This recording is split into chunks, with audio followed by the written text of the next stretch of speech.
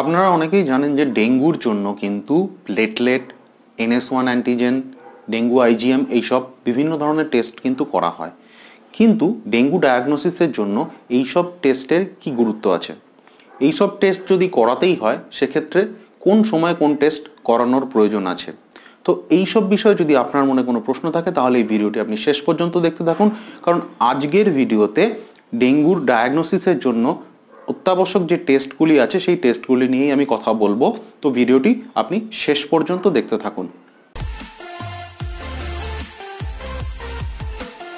Hello viewers, welcome to blog 37।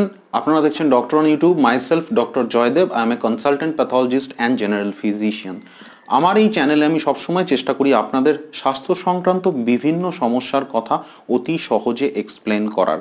তো আজকে যে বিষয়ে কথা বলবো সেই বিষয়টি হলো ডেঙ্গু রোগের জন্য প্রয়োজনীয় ডায়াগনস্টিক টেস্টস।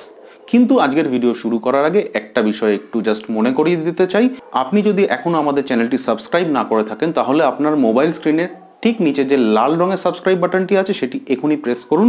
এর ফলে আমাদের পরবর্তী ভিডিওগুলি আপনার কাছে ইনস্ট্যান্টলি পৌঁছে যাবে এবং তার পাশে যে বেল আইকনটি অ্যাপিয়ার করবে সেটিও প্রেস করতে ভুলবেন না। এর ফলে আমাদের নতুন ভিডিও নোটিফিকেশন আপনার কাছে সবার আগে পৌঁছে যাবে এবং আমাদের ফেসবুক পেজটিকেও আপনি ফলো করতে পারেন আমাদের লেটেস্ট আপডেটগুলির জন্য। তো চলুন আজকের বিষয়ে আসা যাক। আজকের বিষয় হলো ডেঙ্গু রোগের জন্য অত্যাবশ্যকীয় কিছু ডায়াগনস্টিক টেস্টস। আমরা সকলেই জানি যে ডেঙ্গু একটি ভাইরাল ফিভার এবং এটি একটি সেলফ লিমিটিং ডিজিজ, অর্থাৎ যে রোগের ইনফেকশনটা কিন্তু নিজের থেকেই সেরে যায়। সেইভাবে কিন্তু ডেঙ্গু ভাইরাল ইনফেকশনের জন্য ট্রিট করার জন্য কিন্তু আমাদের কাছে সেই রকম কোনো অ্যান্টিভাইরাল ওষুধ নেই। যেমন ব্যাকটেরিয়াল ইনফেকশনের ক্ষেত্রে আমরা সাধারণত বিভিন্ন রকম অ্যান্টিবায়োটিক ইউজ করি এবং অ্যান্টিবায়োটিক ইউজ করে কিন্তু ব্যাকটেরিয়াল ইনফেকশনকে কিওর করা যায়। কিন্তু ভাইরাল ইনফেকশনের ক্ষেত্রে অর্থাৎ এই ডেঙ্গু জ্বরের ক্ষেত্রে কিন্তু আমাদের কাছে সেরকম কোনো অ্যান্টিভাইরাল ওষুধ নেই। সেক্ষেত্রে আমাদের ট্রিটমেন্টের একমাত্র অপশন হচ্ছে সাপোর্টিভ, অর্থাৎ বিভিন্ন সিমটম ভিত্তিক চিকিৎসা। অর্থাৎ বিভিন্ন রকম যে সিমটম হয় যেমন জ্বর, হাত পা ব্যথা বা বমি, এই ধরনের বিভিন্ন সিমটমের জন্য বিভিন্ন রকম মেডিকেশনস দেওয়া হয় এবং সেক্ষেত্রেও কিন্তু আমাদের বিভিন্ন সময় বিভিন্ন রকম সতর্কতা নিতে হয় কোন কোন ওষুধ দেওয়া যায়, কোন কোন ওষুধ দেওয়া যায় না, সে বিষয়েও এই ভিডিও শেষে আমি অল্প আলোচনা করব। তো প্রথমে আসা যাক যে ডেঙ্গু রোগের জন্য কি কি টেস্ট করা হয়। তো ডেঙ্গুর জন্য প্রথমেই যে টেস্টটি করা হয় সেটিকে বলা হয় কমপ্লিট ব্লাড কাউন্ট, যার মধ্যে একটি পার্ট কিন্তু প্লেটলেট কাউন্ট। আপনারা অনেকেই জানেন যে প্লেটলেট বা অনুচক্রিকা হলো আমাদের দেহের রক্ততঞ্চনের জন্য দায়ী একটি রক্তকণিকা এবং যখন প্লেটলেটের কাউন্ট কমে আসে তখন কিন্তু আমাদের দেহে বিভিন্ন রকমভাবে রক্তক্ষরণ বা ব্লিডিংয়ের কিন্তু ম্যানিফেস্টেশন তৈরি হয়। আপনারা জানেন যে ডেঙ্গুর ক্ষেত্রে কিন্তু প্লেটলেট কাউন্ট কমে আসে। তো প্লেটলেট কাউন্ট করে কিন্তু আমরা একটা ডেঙ্গু ফিভার হয়েছে কিনা সে ব্যাপারে একটা আইডিয়া কিন্তু পেতে পারি। অর্থাৎ কি, যদি প্লেটলেট কাউন্ট কম থাকে তার সাথে কোনো ব্যক্তির যদি ফিভার এবং বডি এক, তার সাথে ভমিটিং এই ধরনের ফিচার্স থাকে তো আমরা কিন্তু সেই ক্ষেত্রে একটা সাসপেক্ট করতে পারি যে সেই ব্যক্তির ডেঙ্গু হয়েছে কিনা। কিন্তু প্লেটলেট কাউন্ট দিয়ে কিন্তু আমরা কনফার্ম করতে পারি না যে তার ডেঙ্গু আছে কিনা, কারণ প্লেটলেট কাউন্ট কিন্তু ডেঙ্গু ফিভার ছাড়া আরও বিভিন্ন কারণে কমতে পারে। তার মধ্যে হলো বিভিন্ন রকম অন্যান্য ভাইরাল ফিভারে কমতে পারে, কিছু ড্রাগস বা মেডিকেশনের জন্য কমতে পারে, এরকম আরও বিভিন্ন কারণ আছে, সেই সব কারণেও কিন্তু প্লেটলেট কমতে পারে। সুতরাং শুধুমাত্র প্লেটলেট কাউন্ট করে কিন্তু আমরা ডেঙ্গু ফিভার কনফার্ম করতে পারি না, সে বিষয়ে একটি আইডিয়া আমরা পেতে পারি এবং সেই পেশেন্ট যার ডেঙ্গু ইনফেকশন আছে সেই পেশেন্ট ডেঙ্গুর ট্রিটমেন্টে কতটা ইমপ্রুভ করছে সেটাও কিন্তু আমরা অ্যাসেস করতে পারি, অথবা সেই ব্যক্তির রক্তক্ষরণের কোনো সম্ভাবনা আছে কিনা সেই ব্যাপারেও আমাদের কিন্তু একটি আইডিয়া পাওয়া যায়। এ ব্যাপারে স্বল্প করে বলে রাখি যে আমাদের নর্মাল কিন্তু প্লেটলেট কাউন্ট 1.5 লাখ থেকে 4 লাখ অবধি। এবার যদি কোনো ব্যক্তির 1.5 লাখের কমে প্লেটলেট চলে আসে সেই ক্ষেত্রে কিন্তু আমরা তাকে বলি থ্রম্বোসাইটোপিনিয়া। থ্রম্বোসাইটোপিনিয়া মানেই কিন্তু ব্লিডিং হবে এমন নয়। সাধারণত 50,000 থেকে 1.5 লাখের মধ্যে যদি প্লেটলেট কাউন্ট থাকে সেক্ষেত্রে কিন্তু নর্মালি দেখা যায় যে কোনো রকম ব্লিডিং টেন্ডেন্সি কিন্তু সেই পেশেন্টের থাকে না। অর্থাৎ 50,000 থেকে 1.5 লাখের মধ্যে প্লেটলেট কাউন্ট থাকলে সেটি কিন্তু প্লেটলেট কাউন্ট কমই আছে, কিন্তু তার মধ্যে কিন্তু সাধারণত কোনো ব্লিডিং ম্যানিফেস্টেশন দেখা যায় না, অর্থাৎ সেই ব্যক্তির কিন্তু ব্লিডিংয়ের অতটা সম্ভাবনা থাকে না।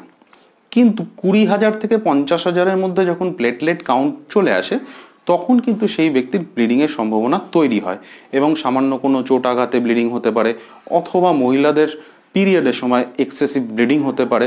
তো এই ধরনের কিছু ম্যানিফেস্টেশন থাকে, অর্থাৎ 20,000 থেকে 50,000-এর মধ্যে প্লেটলেট কাউন্ট থাকলে সেই ব্যক্তিদের কিন্তু ব্লিডিংয়ের সম্ভাবনা বেড়ে যায়। কিন্তু যখন প্লেটলেট কাউন্ট 20,000 অর্থাৎ 20,000-এর নিচে চলে আসে, সেই ক্ষেত্রে কিন্তু চিন্তা করার বিষয় আছে। সেই সব ক্ষেত্রে কিন্তু দেখা যায় যে কোনো রকম ট্রমা ছাড়াই বা কোনো রকম আদার কোনো স্টিমুলাস বা আদার্স কোনো ফ্যাক্টর ছাড়াই কিন্তু সেই ব্যক্তির কিন্তু শরীরের বিভিন্ন স্থানে ব্লিডিং হতে পারে, এবং সেই ব্লিডিং কিন্তু স্পন্টেনিয়াস হতে পারে। ইভেন সেই মানুষের কিন্তু ব্রেনের মধ্যেও কিন্তু রক্তক্ষরণ হতে পারে। তো সেই ব্যাপারটি কিন্তু চিন্তার ব্যাপার। এরপরে আমি আরেকটি ব্লাড টেস্ট নিয়ে বলবো, যেটি কিন্তু ডেঙ্গুর ক্ষেত্রে করা হয়, সেটি হলো পিসিভি বা হেমাটোক্রিট টেস্ট। এই হেমাটোক্রিট টেস্ট বিভিন্ন ক্ষেত্রেই কিন্তু করা হতে পারে, কিন্তু ডেঙ্গুর ক্ষেত্রে করা হয় কারণ ডেঙ্গু পেশেন্টের ক্ষেত্রে যে সমস্যাটি হয়, তাদের ক্ষেত্রে তাদের যে ব্লাড ভেসেলস অর্থাৎ যে রক্তবাহ থাকে, সেই রক্তবাহের ওয়ালের মধ্যে অনেক পারমিয়াবিলিটি বেড়ে যায়, অর্থাৎ সেই রক্তবাহের মধ্যে অনেক ছোট ছোট ছিদ্র তৈরি হয়। তার জন্য কি হয়, সেই ব্যক্তির কিন্তু হেমাটোক্রিট বা পিসিভি চেঞ্জ হতে পারে। এই সকল ব্যক্তির কিন্তু যেহেতু ব্লিডিং এর টেন্ডেন্সি থাকে, তার জন্য কিন্তু পিসিভি চেঞ্জ হয়। তো ডেঙ্গুর ক্ষেত্রে কিন্তু ডেঙ্গু রোগীর ট্রিটমেন্ট রেসপন্স বা প্রগনোসিস এটা অ্যাসেস করার জন্য কিন্তু হেমাটোক্রিট বা পিসিভি একটি খুব গুরুত্বপূর্ণ রক্ত পরীক্ষা। এছাড়া রক্ত পরীক্ষার মধ্যে কমনলি কি করা যেতে পারে, এছাড়া রক্ত পরীক্ষার মধ্যে যেটা আছে, লিভার ফাংশন টেস্ট করে দেখা যেতে পারে যে লিভারের কন্ডিশন কি আছে, কোনো মাল্টি অর্গান ফেলিয়ারের কোনো ফিচার্স আছে কি না। সাধারণত দেখা যায় যে ডেঙ্গু রোগের ক্ষেত্রে কিন্তু লিভার ফাংশন টেস্টের দুটি প্যারামিটার আছে, যেমন হচ্ছে এসজিওটি এবং এসজিপিটি, এই দুটি এনজাইম কিন্তু কমনলি বেড়ে থাকে। এবার আসি আমরা একটি খুব গুরুত্বপূর্ণ পরীক্ষা ডেঙ্গু রোগের ডায়াগনোসিসের জন্য, সেটি হলো NS1 অ্যান্টিজেন। তো এবার আমরা দেখে নিই যে NS1 অ্যান্টিজেন টেস্ট কেন করা হয়, কখন করা হয়। NS1 অ্যান্টিজেনের ফুল ফর্ম হলো নন স্ট্রাকচারাল অ্যান্টিজেন 1। এটি সাধারণত একটি অ্যান্টিজেন যেটি হচ্ছে ডেঙ্গু ভাইরাসের যে এনভেলপ থাকে, অর্থাৎ ডেঙ্গু ভাইরাসের যে মেমব্রেন থাকে তার উপরে অবস্থিত একটি অ্যান্টিজেন। আমরা এটাও জানি যে ডেঙ্গু ভাইরাস কিন্তু 4 ধরনের হয়, অর্থাৎ ডেন 1, 2, 3, 4। এই NS1 অ্যান্টিজেন কিন্তু এই 4টি ধরনের ভাইরাসেই পাওয়া যায়। সেজন্যই কিন্তু NS1 অ্যান্টিজেন করে আমরা ডেঙ্গুর ডায়াগনোসিস করতে পারি, কিন্তু সেই NS1 অ্যান্টিজেন থেকে কিন্তু এটা বলা খুব কঠিন যে এটা ডেঙ্গু 1-এর জন্য ইনফেকশন, না 2-এর জন্য, না 3-এর জন্য, না 4-এর জন্য। অর্থাৎ এটি কিন্তু আমাদের ডেঙ্গু ইনফেকশনের ডায়াগনোসিসে অবশ্যই হেল্প করে। কিন্তু এই টেস্টটির কতগুলি ব্যাপার আছে সেটা আমাদের প্রথমে জেনে নিতে হবে যে এই NS1 অ্যান্টিজেন ডেঙ্গু ইনফেকশনের পরে 24 ঘন্টা থেকে শুরু করে আপ টু 5 ডেজ, অর্থাৎ ইনফেকশন শুরু হলো, জ্বর শুরু হলো, তার 24 ঘন্টার মাথা থেকে শুরু করে 5 দিন অবধি কিন্তু NS1 অ্যান্টিজেনটি, এই টেস্টটি খুবই গুরুত্বপূর্ণ টেস্ট, কারণ এই সময় NS1 অ্যান্টিজেন পজিটিভ হওয়ার চান্স সব থেকে বেশি। 5 দিন যখন ক্রস করে যাবে সেই সময় কিন্তু আস্তে আস্তে এই NS1 অ্যান্টিজেনের ভ্যালু বা টাইটার যেটাকে আমরা বলি, সেটি কিন্তু আস্তে আস্তে কমতে থাকে। তার ফলে কি হয়, 5 দিনের জ্বরে হয়ে গেলে 5 দিনের পর থেকে কিন্তু NS1 অ্যান্টিজেন টেস্ট করে সেইভাবে খুব একটা ভালো রেজাল্ট পাওয়া যায় না। নেক্সট যে টেস্টটি নিয়ে কথা বলবো সেটি হলো ডেঙ্গু IgM টেস্ট। IgM অর্থাৎ ইমিউনোগ্লোবুলিন M। ইমিউনোগ্লোবুলিন বা অ্যান্টিবডি হলো এমন একটি বস্তু আমাদের শরীরে তৈরি হয়, যেটি আমাদের শরীরে তৈরি হয় যখন আমাদের শরীরে কোনো অ্যান্টিজেন প্রবেশ করে। এই ডেঙ্গু ভাইরাস যে আছে, এই ডেঙ্গু ভাইরাসের এনভেলপের মধ্যে বা ডেঙ্গু ভাইরাসের কোরের মধ্যে অনেক কিছু অ্যান্টিজেন পাওয়া যায়। যখন ডেঙ্গু ভাইরাস দিয়ে আমরা আক্রান্ত হই, তো এই অ্যান্টিজেনগুলির এগেনস্টে কিন্তু আমাদের বডির মধ্যে যে ইমিউন সিস্টেম আছে, সেই ইমিউন সিস্টেম কিন্তু অ্যান্টিবডি তৈরি করে। ডেঙ্গু IgM হলো সেরকমই একটি অ্যান্টিবডি। তো যখন আমাদের দেহে এই ডেঙ্গু ভাইরাল ইনফেকশন হবে, তখন কিন্তু এই অ্যান্টিবডি আমাদের দেহে তৈরি হবে, এবং সাধারণত দেখা যায় যে এই অ্যান্টিজেন অ্যান্টিবডি এই যে রেসপন্সটা হয়, এটা কিন্তু গ্র্যাজুয়াল হয়, অর্থাৎ প্রথমে অল্প পরিমাণ অ্যান্টিবডি তৈরি হয়, তারপর ধীরে ধীরে ধীরে ধীরে অ্যান্টিবডির লেভেল বাড়তে থাকে। তো তার জন্যই দেখা যায় যে সাধারণত যে প্রথম 5 দিনে কিন্তু সেই অ্যামাউন্টের অ্যান্টিবডি তৈরি হয় না, এবং সেটা ডিটেক্ট করাও কঠিন হয়। 5 দিন পর থেকে যে পরিমাণে অ্যান্টিবডি থাকে সেটা কিন্তু আমাদের ডায়াগনোসিসের জন্য উপযুক্ত হয়। তো 5 দিনের বেশি জ্বর হলে সেক্ষেত্রে ডেঙ্গু ডায়াগনোসিস করার জন্য সবথেকে গুরুত্বপূর্ণ অপশনটি হলো ডেঙ্গু IgM। এখানে আরেকটা ব্যাপারও বলে রাখি যে ডেঙ্গু আইজিএম বা ইমিউনোগ্লোবুলিন এম যেরকম আমাদের দেহে তৈরি হয় সেরকমই কিন্তু ডেঙ্গু আইজিজি বা ইমিউনোগ্লোবুলিন জিও তৈরি হয়।